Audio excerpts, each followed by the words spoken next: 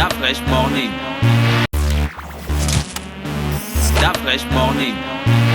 Deuxième invité de notre matinale sur les 104.5 Urban FM, la station urbaine Isel Akwe. Elle est Isel Akwe, elle est écrivaine. Isel, bonjour. Bonjour. C'est Isel, non? C'est Isel, c'est Akwe, et merci pour écrivaine, c'est nouveau, mais je l'accepte. Ah, c'est nouveau, ça n'existe pas dans le français. Non, disons que c'est mon premier livre, donc de dire écrivaine, je reçois. C'est écrit. On appelle ça comme une onction. Hein? Alors, vous avez écrit un livre qui s'appelle Condamné à réussir. C'est quoi exactement? Oui, alors Condamné à réussir, c'est 3 ans. C'est vraiment 3 ans de gestation, c'est mon bébé. Et je dis depuis quelques jours, et c'est ce que j'étais encore en train de te dire, que je ne l'ai pas écrit seule. Je l'ai écrit avec tous les entrepreneurs que j'ai rencontrés ces dernières années. Je suis consultante au départ, et j'accompagne notamment dans le programme d'entrepreneuriat de la Fondation Elumelu, j'accompagne des porteurs de projets. Et j'étais à un forum à Lagos il y a 3 ans, je faisais une interview comme celle-ci, et je voyais en fait tous ces jeunes Africains qui osent croire, qui ne sont pas en train de reproduire des modèles d'entreprise que l'on voit en Europe, que l'on voit aux États-Unis, quelque chose qui répond vraiment aux besoins que nous, on a sur nos terres, chez nous. Et pendant l'interview, comme ça, je dis, on n'a plus le choix. On ne peut plus attendre que quelqu'un d'autre nous dise comment réussir. On est condamné à réussir. Et depuis 3 ans, j'utilise cette phrase qui est devenue un mouvement, qui est devenu un slogan, c'est un leitmotiv pour nous tous, quels que soient les forums, les conférences, les formations ou les réunions de travail que j'ai avec mon équipe, je le sors à chaque fois et je vois qu'il y a une résonance qui est là. Du coup, j'ai commencé à écrire d'abord pour faire un petit guide. Je voulais un guide d'une 10aine de pages avec quelques conseils simples. Et après, je me rends compte qu'il manque quelque chose. Il manquait, par exemple, toute une partie qui est le début du bouquin, notre identité, nous en tant qu'Africains. Est-ce qu'on veut aménager, est-ce qu'on veut comprendre, édifier l'entrepreneuriat comme les autres le font ailleurs? Donc, je parle vraiment de notre identité. Je donne des exemples de réussite, mais qu'il y a eu ici bien avant l'indépendance. On n'a pas attendu que l'on soit colonisé ou quoi que ce soit pour savoir comment générer de l'argent, pour savoir comment générer des richesses. On a notre identité, on a notre richesse. Des exemples de réussite avant, par exemple, un exemple que vous avez mentionné, c'était lequel? Alors, j'ai 2 exemples qui sont très parlants, qui me tiennent à cœur. L'un d'entre eux, Elauda Ekiano, c'était un esclave. Un esclave, le Bénin à l'époque, qui est aujourd'hui le Nigeria. Il a été donc vendu par sa tribu, il a été vendu à l'âge de 11 ans. Il est monté dans les galères, il est allé aux États-Unis, il a été maltraité, tout ce qu'on voit dans les séries. Hein. Donc vraiment, cet esclave grandit depuis l'âge de 11 ans avec cette mentalité, cette oppression. Et il commence petit à petit à comprendre qu'il y a des besoins. Il commence à vendre du coton, il commence à vendre des bouts de lin, il commence à vendre un peu d'huile. Et il achète sa liberté. Et quand il meurt en Angleterre, il achète sa liberté, il meurt libre. Et c'est l'un des premiers commerçants millionnaires que le Royaume-Uni a connu. Il était noir. Ça, c'est un exemple dont on ne parle pas beaucoup. Et Youssou N'Dour, d'ailleurs, je crois, a participé à un film sur sa vie. Un autre exemple, c'est Aubin. Aubin est gabonais, Aubin Ngoa. Je suis très, très fière d'Aubin, qui est du Nord et qui vient d'un village où il y avait tout le temps des problèmes de coupure. Et en grandissant, Aubin se dit, quand je serai grand, je vais trouver une solution. Et du coup, depuis l'âge de 9, 10, 11 ans, vous avez quand même un Gabonais qui part complètement driven par cette idée et qui aujourd'hui a Solarbox Gabon, qui est en train d'installer dans toutes les provinces du Gabon des groupes électrogènes, des batteries pour pouvoir charger, etc.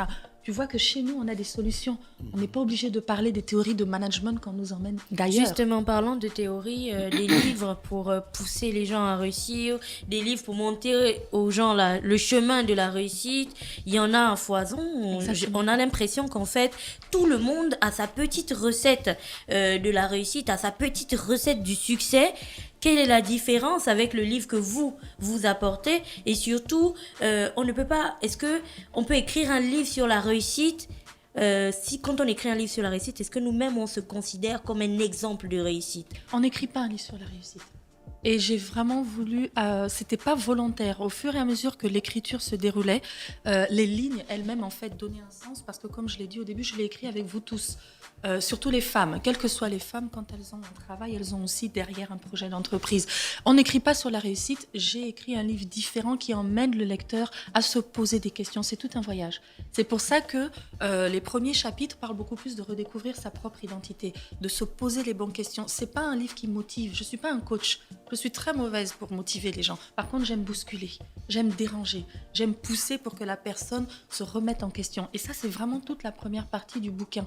À la fin du livre, j'ai tout repris à zéro parce qu'il me manquait l'échec. On parle tous de nos réussites. Je peux maintenant vous partager tout ce que j'ai depuis 5 ans que je suis à mon compte, que j'ai quitté le secteur pétrolier. Je peux vous parler de mes réussites. Ça n'intéresse personne et ce n'est pas réaliste. Ce que tu veux savoir, c'est quand est-ce que j'ai échoué, quand est-ce que j'ai eu honte. Vous me voyez ce matin, je suis bien habillée, je suis bien maquillée parce que je suis devant vous. Quand à 2h du matin, c'est difficile, que je n'avais pas de quoi payer mes employés, c'est ça que les gens veulent comprendre, c'est ça qui permet vraiment, non pas de réussir dans la vie, mais de réussir sa vie. Est-ce que finalement, on peut dire que votre livre est basé sur la volonté de pouvoir marquer peut-être votre histoire ou l'histoire des gens que vous avez côtoyés, qui sont des modèles de réussite, ou là-dedans, on retrouve aussi bien du comparatif, c'est-à-dire un rapport avec ce qui fait en Occident et ce qu'on pourrait retrouver sur place en Afrique? On parle pas beaucoup on parle pas du tout d'ailleurs. Je parle très peu de ce qui se fait en Occident, tout comme je ne critique pas, par exemple, le rôle des gouvernements, etc. Parce que je pars de ce que toi et moi nous pouvons faire de là où nous sommes. Donc, je donne du souffle dans le livre pour que c'est quand même 158 pages pour que le lecteur ne se fatigue pas. Tu as une partie, je dirais pas théorique, parce que nous on aime la pratique en Afrique. On n'aime pas la théorie. Donc il y a des conseils, il y a des passages dans chaque chapitre qu'on appelle la petite histoire, ce sont des témoignages. Le dernier chapitre, c'est l'histoire de plusieurs entrepreneurs africains qui ont réussi, et ça ne passe pas seulement par la réussite financière. La réussite, il y a plusieurs facteurs de réussite, et je parle de mes échecs. Mais le livre est beaucoup plus, je ne suis pas en mode selfie. Je suis en mode ce que j'ai vécu depuis 5 ans. Les porteurs de projets, les entrepreneurs avec qui j'ai travaillé, ce que j'ai vu de bien et de moins bien. Il y a un peu de mon histoire, mais il y a beaucoup plus de l'histoire de ces entrepreneurs qui sont là. Pourquoi ? Parce qu'on ne prend plus beaucoup l'entrepreneuriat au sérieux. Beaucoup se lancent. Beaucoup te disent qu'ils sont entrepreneurs et c'est beaucoup plus pour se donner un sens, pour se donner une bonne conscience ou tout simplement parce qu'on cherche une raison d'être. Et il faut comprendre vraiment, le livre a un message, pourquoi on est condamné à réussir, c'est la vision que j'ai vraiment reçue en travaillant avec Tony Eloumelou et que je porte. Je pense vraiment que pour que l'Afrique, non pas d'école, mais qu'elle soit propulsée et que réellement, ça a déjà commencé d'ailleurs, les autres continents regardent vers nous. On utilise l'entrepreneuriat pour s'affirmer. Et on apporte nos propres solutions. Vous venez de dire quelque chose d'essentiel, c'est qu'aujourd'hui, on a comme l'impression que les gens s'engagent dans l'entrepreneuriat uniquement pour pouvoir se donner bonne conscience. Moi, j'ai envie de dire pour le buzz. C'est quoi l'entrepreneuriat réellement et c'est quoi l'entrepreneur selon vous? Alors, l'entrepreneur, déjà, je te donne la définition. Je te dis à quoi il ressemble. C'est un acharné. Il est constant. Il est rigoureux. Il a les doigts sales. Regarde mes mains. Ça, c'est bon. Tu vois ça? Oui, moi, tu je vois vois comment ils sont rangés? Tu vois, ils sont sales. Je suis tout le temps les doigts dans la terre, les doigts dans mes papiers. Toi, tu vas pas aller à l'Institut Wellness quand même? Je vais à l'Institut quand c'est important parce que il y a quand même une image, mais l'entrepreneur est quelqu'un qui bosse extrêmement dur, qui n'a pas d'heure. L'entrepreneur n'est pas forcément quelqu'un qui a de la notoriété. Tu me disais tout à l'heure, c'est difficile de m'avoir. Je suis pas loin, je suis à Port-Gentil. Je voyage énormément. La notoriété ne va pas m'apporter des clients. Je vais te convaincre d'être un client, je vais convaincre Urban FM de travailler avec moi, non pas parce que je suis ici, mais parce que quand les micros se seront éteints, peut-être que dans l'interaction qu'on va avoir, je vais établir une relation de confiance qui fait que je gagne un contrat avec vous.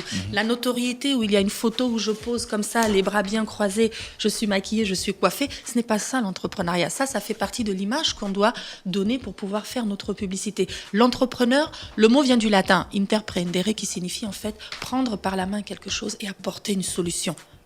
Quand tu vas dans mon quartier à Port-Gentil, il n'y a pas la route. Là où je suis, la route est vraiment très très loin. Et il y a un jeune qui a commencé avec une brouette à ramasser les poubelles. Il nous demandait de l'argent pour ramasser ses poubelles. Il a commencé, au fur et à mesure que les mois sont passés, il revient avec un pick-up. Maintenant, il a 3 pick-up, il a des bennes qu'il installe dans les maisons et il a le marché de tout le quartier. Il n'a pas cherché le glamour, il a cherché une solution pour le quartier dans lequel on est. Et s'il arrive à convaincre tous les mapanes comme ça c'est entreprendre. C'est apporter une solution. Ce n'est pas forcément chercher une opportunité ponctuelle. C'est apporter une solution avec ce que tu as. Et pour ça, rien que celui qui vit à Tsibonne-Sauce connaît les problèmes de la Tsibonne-Sauce. Rien que celui qui vit dans un quartier va te trouver la solution parce qu'il en souffre. Et donc, il sait ce qu'il faut faire. C'est ça, entreprendre. D'accord. C'est quoi le concept condamné à réussir pour vous? C'est quoi la réussite? La réussite, pour moi, c'est, comme je disais tout à l'heure, sortir du mode selfie. Tu sais faire beaucoup de choses, mais tu t'épanouis énormément derrière ce micro.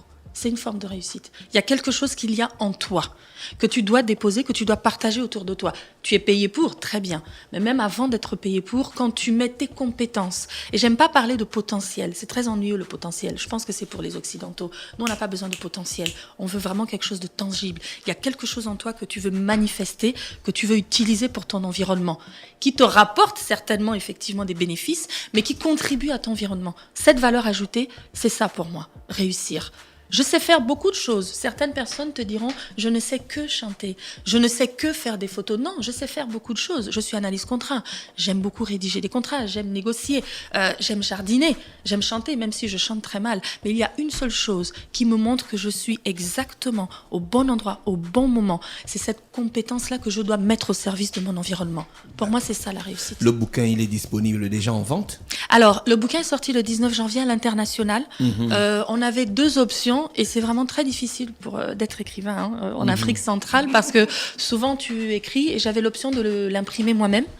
J'ai un imprimeur, j'avais déjà écrit un livre avant, plus personnel, mais je voulais qu'il soit disponible partout parce que je sais que ce mouvement qu'on enclenche depuis mon pays va gagner tous les autres pays. Donc, il est disponible depuis le 19 aux éditions Atramenta qui sont en Europe. Il est disponible sur Amazon et au Gabon, on va lancer vendredi 13. Il sera dans les librairies en fait. On a un gros souci, je disais tout à l'heure, de rupture de stock. On a été pris de court, nous tous.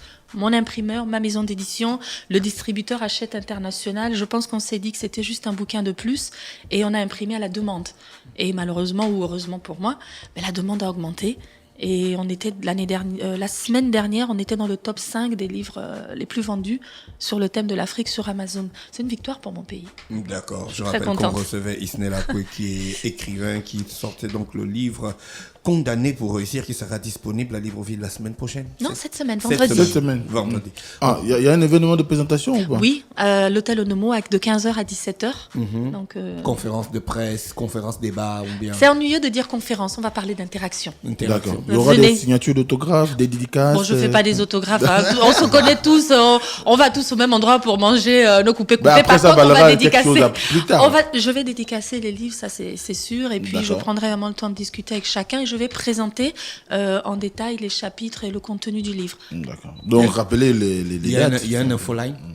Alors, on a la page, on a 3 pages. On a ouvert une page sur Instagram, Condamné à réussir, sur Facebook, sur Twitter, sur LinkedIn. Il y a une adresse email aussi, condamnéaréussir.livre@gmail.com. Et un numéro de téléphone. Il y a le numéro de téléphone aussi, parce que je suis très nerveuse, je me souviens plus. Donc, je vais donner le 06, je crois qu'on est 06 627 97 01. Mais si vous allez sur les pages, vous allez le voir, toute l'équipe est mobilisée depuis plusieurs semaines. Venez à l'hôtel Onomo. Et ça va nous ressembler, ça va vous ressembler à vous. D'accord, on te souhaite de passer une bonne journée à l'écoute des programmes d'Urban FM. Merci beaucoup de m'avoir reçu. Merci. Start Fresh Morning.